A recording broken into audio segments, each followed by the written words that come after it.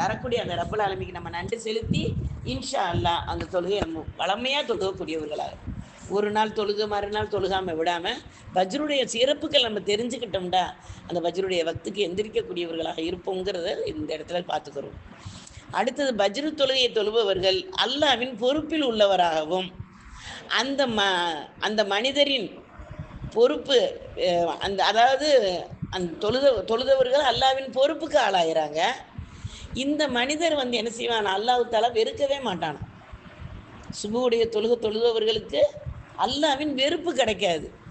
அல்லாஹ் நம்மளுடைய பொறுப்பையும் அவன் ஏற்றுக்கிறான்.